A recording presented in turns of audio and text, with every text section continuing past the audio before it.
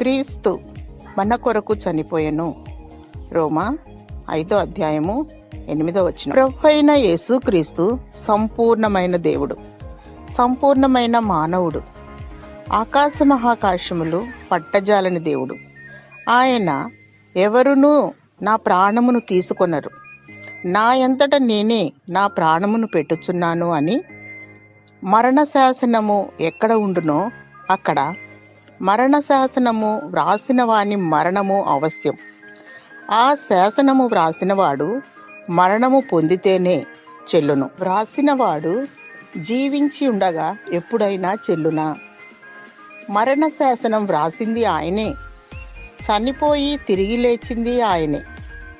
గెత్సెమనే తోటలో మాదిరిని నేర్పుటకు ప్రార్థించాడు. శోధనలో మెలకువగా ఉండి ప్రార్థించుము. విశ్వాస జీవితంలో విజయం కొరకు ప్రార్థించుము. దేవుని రాకడ కొరకై సిద్ధపాటు కొరకై ప్రార్థించుము. దేవుడు నీ మొరను ఆలకించి నిన్ను దీవించునుగాక. ఆమేన్.